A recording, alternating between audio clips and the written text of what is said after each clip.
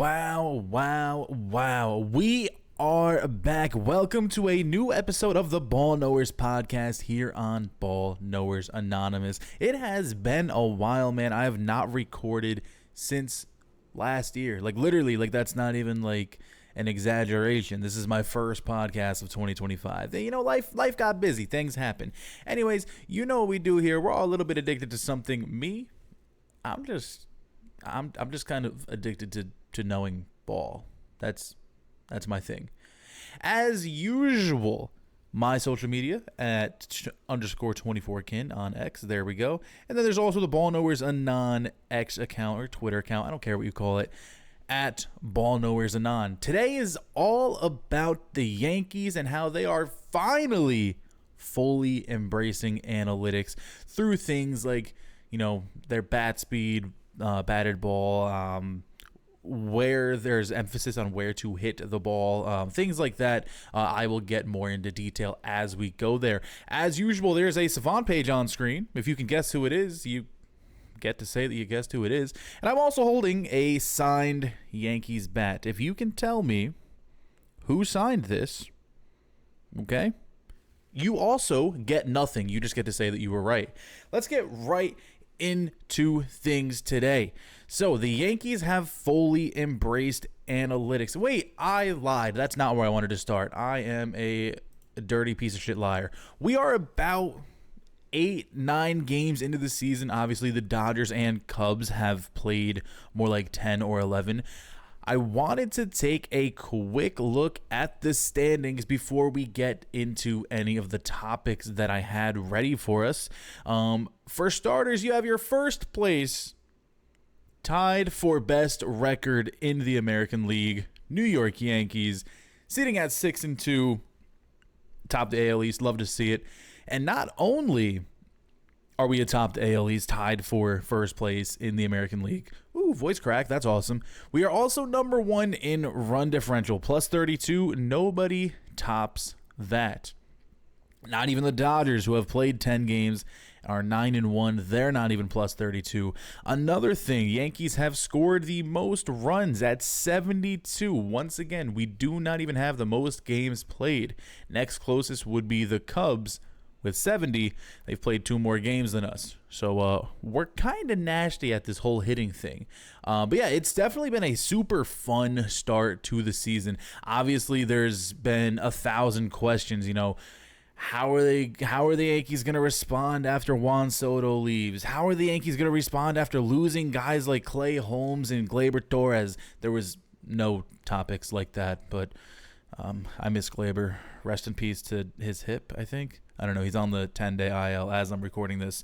But he looks pretty good in his first few games with Detroit. So that's cool. Gleyber FC, stand up. I'm still sitting, but I'm a leading member of Gleyber Torres FC. Anyways, let's move on to what I actually want to talk about today. Today's agenda, the Yankees are analytics. They are doing things that I wish they would have done a season ago like I said earlier, when it comes to, their bat tracking, when it comes to their batted ball data. You can tell there's clearly a shift in the mindset when they're up at the plate. The young guys are great. Question mark? Maybe exclamation point would be a better fit there. The young guys are great, and we're going to talk about all of them. And then last but not least, what do you want to talk about? Every time I say I am recording a podcast, I tell you guys to ask me questions, give me topics, and we got a couple good ones. I'm excited to talk about those. As usual, the run time for this will probably be about 40 minutes or so. Hopefully, I do not go too far over because I usually yap. Anyways, the Yankees are analytics. There is a clear focus on a few different things with this team this season. One, hitting the ball harder, attacking, doing damage, right? Everybody's bat speed is up.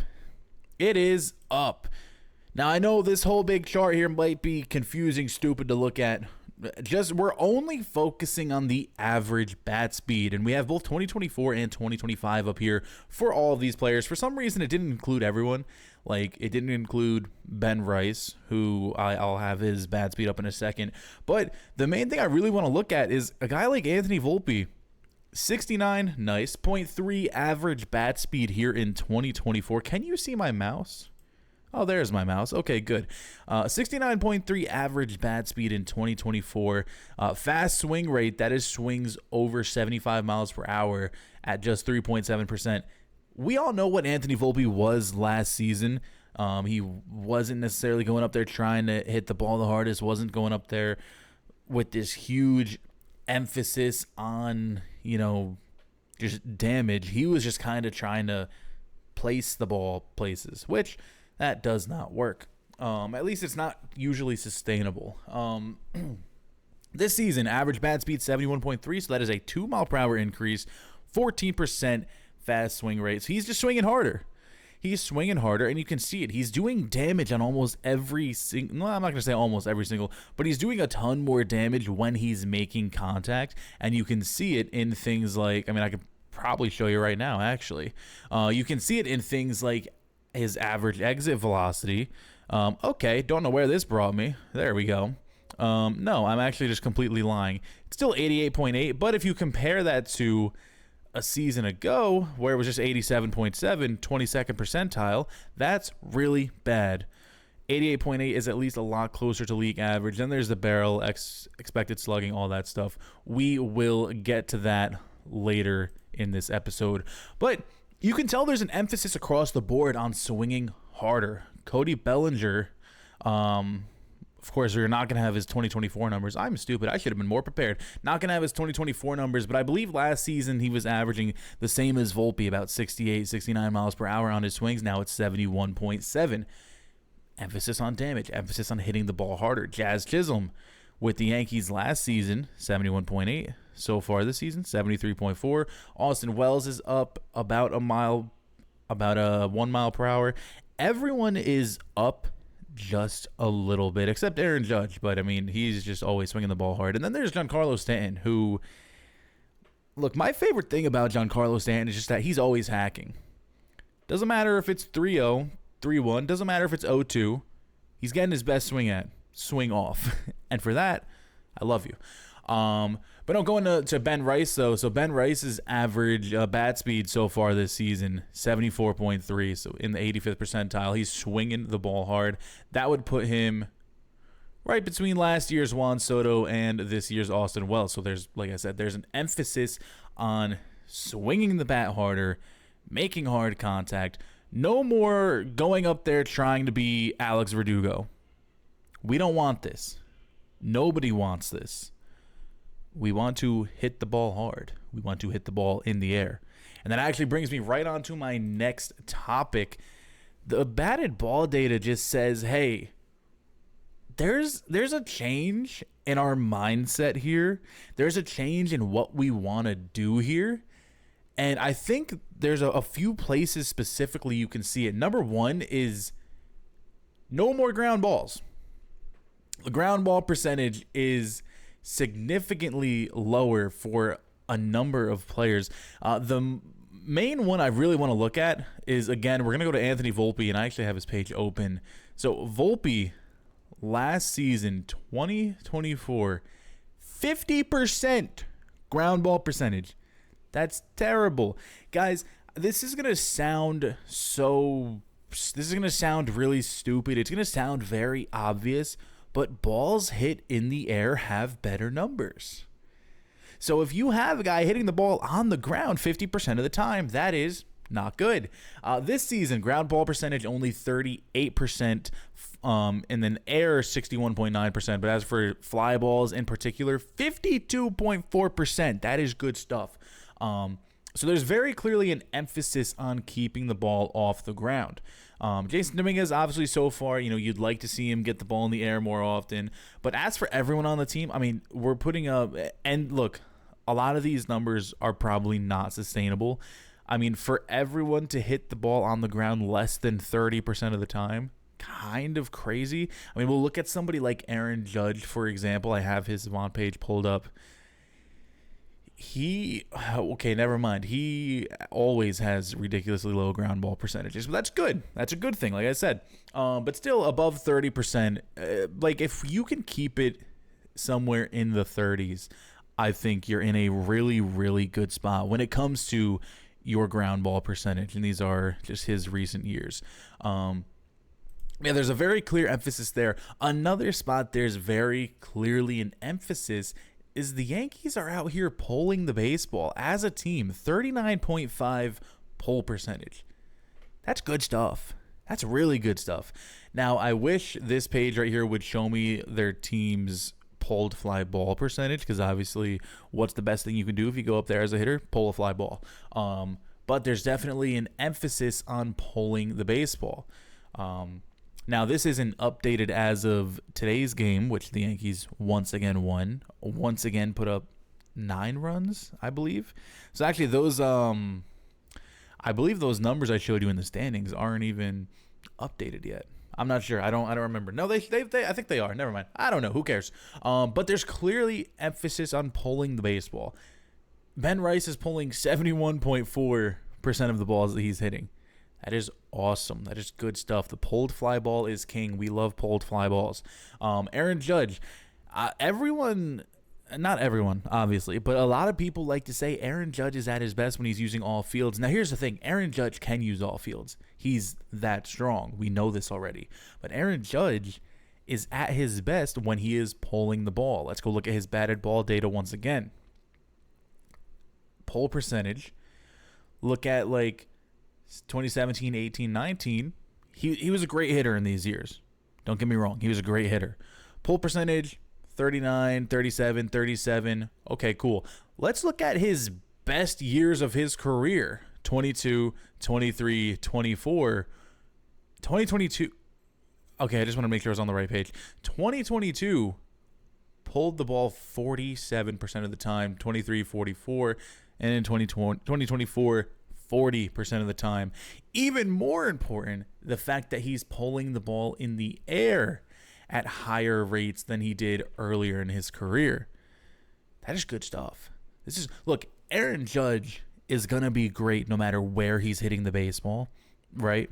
Right? Aaron Judge is going to be great no matter where he hits the baseball. But if he is pulling the ball in the air, that is a whole other animal. That is a whole other animal, and I hope you guys understand. Pulled fly balls are a good thing. I'm sure you do. But yeah, there's clearly an emphasis here.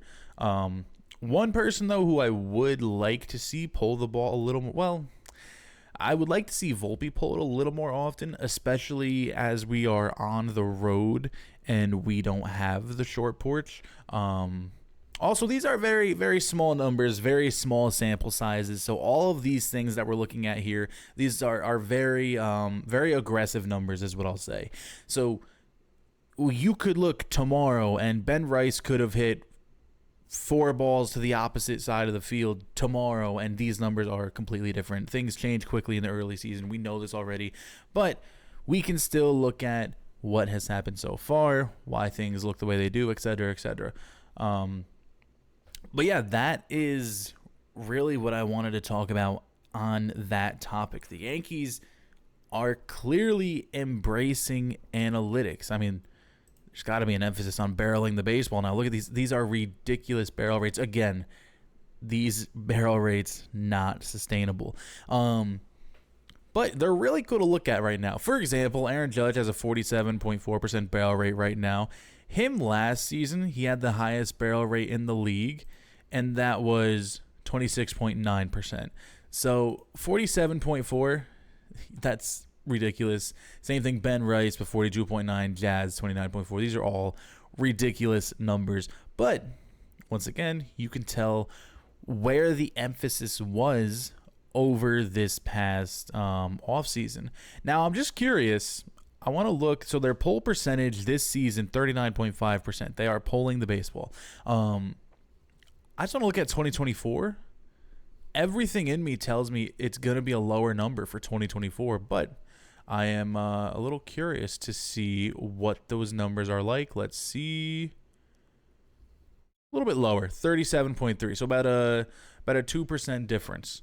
Now, I would love to see how this all stabilizes. Oh, you can't see it yet. 37.3. I would love to see how this all stabilizes as the year goes along. But like I said, definitely cool that there is more of an emphasis this season. By the way, last year, Jason Dominguez hit the ball on the ground 62% of the time. So it is nice to see that now in 2025, again, small sample size, I'll keep saying it. So far, he's hitting the ball on the ground 47% of the time, which is still ridiculously high. He still needs to get that lower. But definitely better than what we saw a season ago. Same thing with Ben Rice. Love to see the ball in the air a little bit more often. But like I said, clearly there's an emphasis on all of these things, and I think it will lead to a really, really good offense. Like, do I think we have the best offense in the league? They're definitely capable of being that. But I think it's more realistic that everyone doing what they should be doing, they're probably more of like a top 5 offense, which obviously still very, very, very good. Second topic, the young guys are great? Question mark, exclamation point. I mean, dude, what is going on? I mean, I had faith in all of our young guys, right? I always thought Ben Rice, yes, he has all the raw talent to be a really solid hitter. Anthony Volpe, I really, really believed based on the changes in the playoffs, what he did with his approach in the playoffs, he could come back this season and be an average hitter. Who else? Jason Dominguez. I have faith in the projections that say he's going to be 15 to 20% above average. But these guys have just been ridiculous so far. They have been, I mean, we've already taken kind of a quick look at Volpe and a quick look at Rice, so we'll use them first. Anthony Volpe, I mean, this dude's insane right now. Small sample size, but having over a 1,000 OPS, again, he's not going to keep this up. But having over a 1,000 OPS at any point in the season with more than 3 at-bats is awesome. Like, you know what I'm saying? Like, and then his barrel percentage being at 19%, again, I don't think that's really where he'll lie. But if he could be, I mean, look, in 2023, he was at 9. 2024, he was at 3.9. But we already know Anthony Volpe in 2024 was not going up there with a do damage approach. I think if he can be more like maybe a 10 or 11% with that barrel percentage, that's a really good player. He's going to do a ton of damage at the plate. He looks awesome right now. He's been fielding great, but that's expected. We already know Anthony Volpe is a great fielder. But if he can sustain even like half of what he's doing right now, he's going to be awesome. And I think he can definitely do that. If I were to look at Anthony Volpe and be like, what do I think he's going to provide in terms of just like base offensive numbers, I'd probably pencil him in somewhere around like say a 750 OPS. And that, with his defense, would be awesome. Because a 750 OPS, that's probably 10 to 15% above average. Last season, I believe the league average OPS was right around 700. So if you're at 750 and you play elite defense and you put up a 3-point-something WAR last season while being one of the worst hitters in the league, you could be a 4.5 WAR player, and that is elite. That is very, very, very good. Ben Rice, on the other hand, I had a lot more faith in Ben Rice as a hitter. I mean, we talked about it all winter long. Oh, Ben Rice came into camp with more weight on him. He put on some muscle. And of course, you had the people go, who cares? Why do you care? Who cares?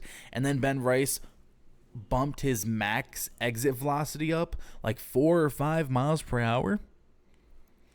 And then he hit like the 6 hardest hit balls of his career all this past spring training. Guys, that stuff matters. Raw power matters. And Ben Rice is showing you in real time why things like this matter. And on top of everything, on top of hitting the ball hard, hitting the ball ridiculously hard, hitting it hard at a ridiculous rate as well. I mean, dude, he was hitting the ball hard at about a 70% clip in spring training. This is not going to happen all season. I mean, it'd be really cool if it did. It's not going to happen all season. But, I mean, for reference, I mean, Aaron Judge over a full year, last year, this is 2024, 61% hard hit percentage. It's the best in the league. Ben Rice, so far, 78.6. So is it going to go down? Yes. And I know I've said this over and over and over and over again, but I want to make sure I'm being very clear. I know these things are not 100% real, but we can kind of pick out what we think is real and what we don't think is real. I think that makes sense. We can look at, okay, for example, a few years back, the Yankees had Franchi Cordero on the team. And in 1 week, I think he hit 4 home runs, and he was the greatest hitter of all time. But you can look at that and go, that's not real. Right? That's not real. Even if he comes down to earth, his down to earth is nowhere near what he just did. I think that wording makes sense. But you can look at somebody like Ben Rice, who, you know, we had all these off-season discussions about him, all these spring training discussions about him, and now it's leading directly into the regular season, and we have his 2024 numbers that show, hey, this guy barreled the baseball last season too. Hey, he had really good chase rates and a really good walk percentage last season too. He can bring things like that, his barrel percentage, his chase rates, his walk percentage, and then get better at like everything else. And you could go, wait, I think this is real. I think this might be real. Not him having a 1,000 OPS. That part's probably not real. But my outlook for a guy like Ben Rice, I've posted on Twitter multiple times. I think this is a player, give him 130 games, he's hitting 30 home runs. He has an 800 OPS. At least. He's that good. His raw talent is that good at the plate. He has a great eye. I mean, you can see his chase rate, 86th percentile. I think if you're getting up in 85, 90th percentile with some of these things, you're looking at elite things. And his chase rate, 86th percentile, even last season, it was higher. But, of course, he wasn't qualified, so it doesn't show me the number. But he was higher. That's incredible. Walking 20% of the time? That's incredible. You know who walks 20% of the time? Juan Soto. That's who walks 20% of the time. That's ridiculous stuff. So we can pick out what we think is real, what we think might not be real. And we're going to talk more about what's real and what's not real when we get into what do you want to talk about. But I want to talk a little bit about Jason Dominguez as well. So far, don't love everything. Definitely not hitting the ball as hard as you'd like him to, but it's early, and we know what he is capable of in terms of average exit velocity. Even last season, when he wasn't very good, his average exit velocity was a little bit above league average, and then when he was up in 2023, all of this stuff was incredible. Now I think he lies somewhere in between. Obviously, he lies somewhere in between. He's not this, but he's definitely not this. This was a player that was hitting a ton of balls on the ground last season. I think that's really the main thing I want to see Jason Dominguez do. Get the ball in the air. Hit the ball in the air. Please, I beg of you. I know you're fast, right? I know you're fast. I know you can probably beat some things out. Hit the ball in the air. So much better things happen. Look at Anthony Volpe. He's in the ball in the air. But no, the young guys are great. The young guys are really, really, really good. And there's one other young guy I wanted to talk about that I was feeling really, really good about before the season started. That is Will Warren. Numbers so far aren't great, except for the whiff rate. Guys, 38.5% whiff rate is ridiculous. Do you know who the number one starter was last season in whiff rate? I'm going to pull up another page real quick. I'm going to get rid of Anthony Volpe. Actually, no, I'm not going to get rid of Anthony Volpe's page. I'm going to pull up a player. This guy was number one in the league in whiff rates among starting pitchers, I will say. So you see, he's not 100th percentile because this is including relievers and whatnot. But among starting pitchers, 33.1% whiff rate was number one in the league.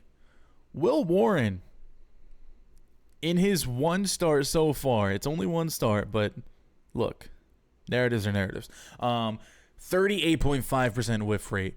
And here's the thing, though. He's very capable of missing bats. He has disgusting stuff. I believe he has 4 pitches that have over a 100 on the Stuff Plus scale. So that means he gets up there, he whips that baseball around. Like, his pitches move better than other pitchers' pitches. I don't think they have anything like that right here on Savant, like Stuff Plus, anything like that. I mean, you can kind of see movement versus comparable. He's pretty sick. He's pretty sick. I prefer to just read Stuff Plus because that's just easier for me to look at and quickly understand. But the thing with Will Warren that's going to make him potentially a great pitcher, he's got to get ahead of more people. Got to walk less people. Because the whiff rate is great, right?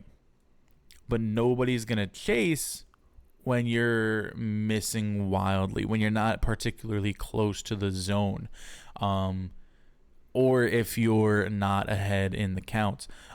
So I'd like to see him start more batters with strikes. Like to see him get ahead in more counts, and I think you'll see that chase rate go up, and I think that whiff rate will still remain very, very good. You get the strike rate going up. Gotta walk less batters. Obviously, one start, these numbers are crazy, but it can't be understated. You can't walk people. Walks are bad. Guys, listen. I don't know if anyone's ever told you this before.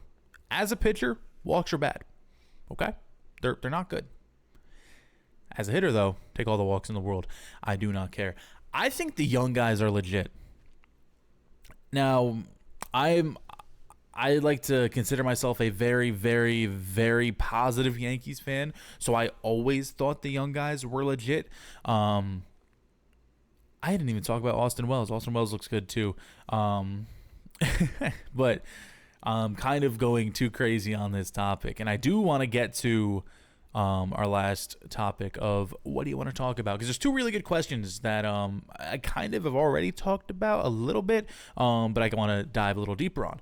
Anyways, what was I saying? The young guys, I think they're legit. I think you have a bunch of guys there that can contribute, whether it's offensively, defensively, pitching wise. I think Will Warren, assuming Will Warren establishes himself as better than Marcus Stroman, and he can establish himself as the 5th starter, I think you're looking at someone who is a dark horse Rookie of the Year candidate. He just has to get the innings. Now, obviously, he has to prove that he's worthy of those innings. But I think if he proves that he's worthy of those innings, that means he's probably a Rookie of the Year candidate. Will Warren looks fantastic. Same thing with obviously Jason Dominguez, and then Ben Rice. He's not a rookie anymore, but if he was, he'd be in the running as well. Last topic though on the agenda for the day. I feel like I've been rambling a lot. I don't know. I haven't done this in a few months. Give me a break, okay? Last thing on the agenda. What do you want to talk about? Wow. Wait a minute. What do you want to talk about? I don't know who said it the first time, but that was not me. What do you want to talk about? I post on my Twitter, on X, whatever you want to call it, before I record any podcast. I always post. What do you want to talk about? This time it looked pretty cool. It looked like this today. I think I did a pretty good job on this one. First question comes from Red Sox fan nerd at Sox fan nerd on X or Twitter. God, X just sounds stupid. You add 2 more and suddenly you're on an inappropriate website. Well, X already is kind of. There's some crazy stuff posted on X nowadays.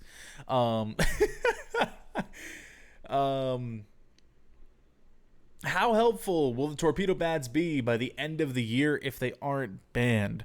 Well, for starters, I don't think they're going to be banned, right? Because they follow every rule in the book.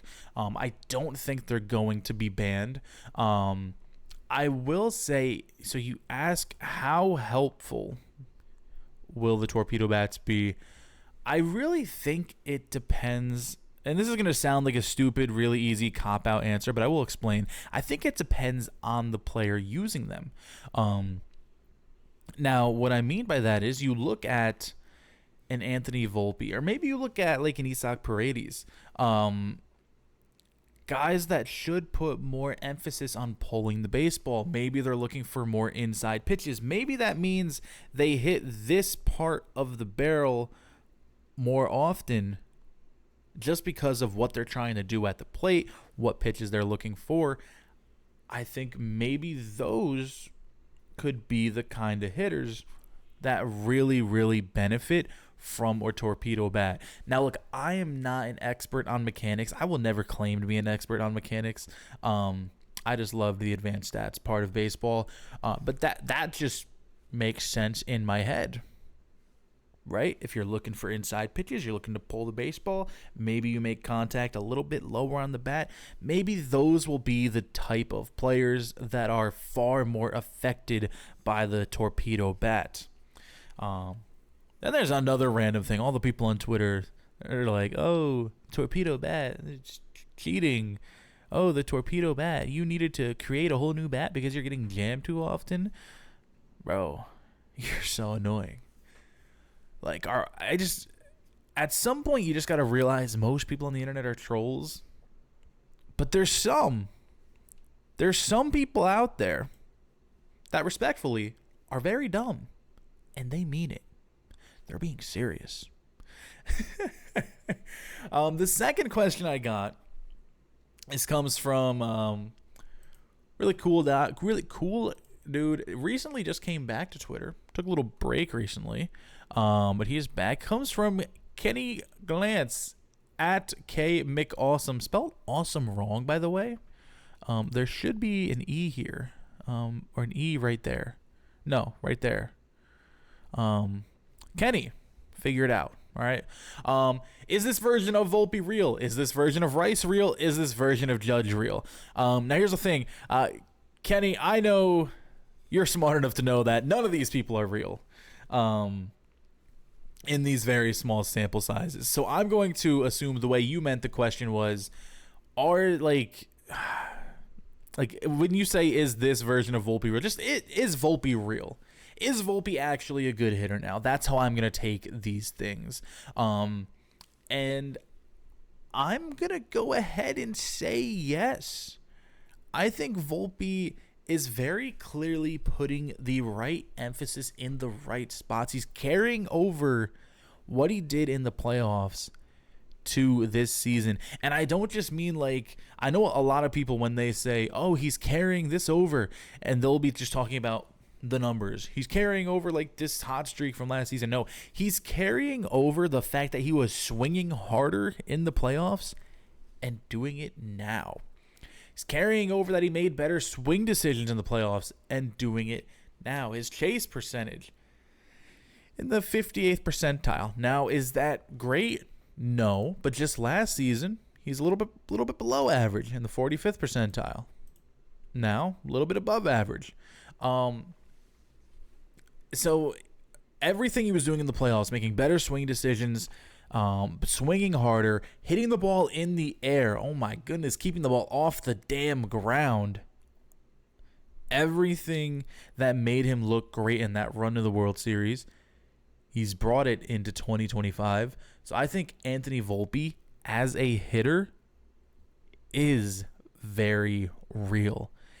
Now again, like I said earlier, I don't think that means he's going to have like over an 800 OPS and be like a top 20, 30 hitter in the league. But this version of Volpe, if he keeps swinging like this, if he keeps making these swing decisions, if he's not chasing, this version of Volpe can have, say, a 750 OPS and a Anthony Volpe that has 750 OPS that is 15 to 20% above average at the plate.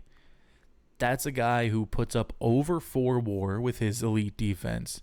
He's and over a 4 WAR, that's going to put you in the top 30 players in baseball. That's awesome. That is like your name. That is Mick Awesome. You're welcome. You're welcome for that. I'm sure you'll like that. Is this version of Rice real? Again, I'm taking this as just like, is Ben Rice real? Here's the thing, man. Here's the thing. He's been hitting the ball hard at this rate for the better part of like 6-7 weeks now. Still small sample size, but it's like it's got to go down eventually. It's got to go down eventually. But this 70% rate, well, 78.6% right now. This 70% rate dates back to all of his plate appearances in the spring training as well. So he's got 30 plate appearances now. I think he was one of the higher ones on the team in spring training with like 50 or 60. So we're looking at like, I think like 90 plate appearances of just hitting the ball ridiculously hard. That's crazy. That's like, never mind, I'm bad at math. I was going to say that's like 10, 15% of an entire season. Is that good math? I don't know if that's good math or not. Look, Ben Rice is real. Ben Rice is so real. Now this Ben Rice with a 1000 OPS, no. It'd sure be cool if it was, but I'm going to say no. But I firmly believe, and I won't stop saying it until it happens, and it will happen. Ben Rice, give him 130 games, 30 home runs, 800 plus OPS. You have a really, really good hitter in the middle of the order for this team. Speaking of him being in the middle of the order, or maybe even the top of the order, I remember all over the offseason, I had Sox fans saying stuff like, "Oh, we hope Ben Rice is hitting in the middle of your order. We hope Ben Rice is leading off." Do you still? Do you Red Sox fan 67845232147 still believe that you want Ben Rice getting significant, meaningful at-bats on the Yankees? Probably not. You shouldn't, because he's good. He's a really good hitter. Last one you have here. Is this version of Judge real? Here's the thing. I should say no. We're going to pull up his 2025 numbers. I really should say no. 47.4 barrel percentage is insane.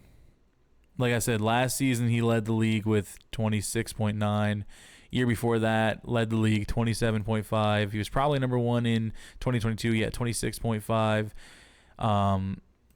So it's like, I should say no. This version of Aaron Judge is not real. But like, it kind of is. Like, he's hitting so insanely good. But even Aaron Judge hitting so insanely good isn't far off from what he's just been doing the past 3 seasons. And that is insane. That just goes to show you how good Aaron Judge is and how unappreciated he is outside of Yankees universe, Yankees fandom. This is arguably the best right-handed hitter of all time. Aaron Judge is arguably the best right-handed hitter of all time. So I think if your question is this version of Judge real? Yes. Yes. And I'm saying that without any but he's not going to have this high or this whatever. No, this version of Aaron Judge is real. And we've seen this version of Aaron Judge for the past 150 games. It's very real. He is the best right-handed hitter of all time. And that is where we are just about going to finish up this episode. I have been here ranting for about 40 minutes or so. If you enjoy the podcast, drop a like here on YouTube. Go ahead, comment, subscribe. I'm going to try to get these podcasts on other things as well, if I can just figure out how. I've never actually looked up how to upload on Apple and stuff like that. I don't know. I'm assuming it's similar to music because I uploaded music on Apple Music before. I don't know. Anyways, like I said, if you enjoy it, like, comment, subscribe. Tell me what you think about anything we talked about today with the analytical side of the Yankees, with the young guys, or even in the what do you want to talk about segment. All these things, let me know what you think. Who do you think this Savant page is? It's a 2025, very small sample size. Do I remember who it is? Yes, I do. I do remember who I put there. Guys, this has been the Ball Knowers Pod here at Ball Knowers Anonymous. I am Kin, your host. Have a great night. Let's go Yankees.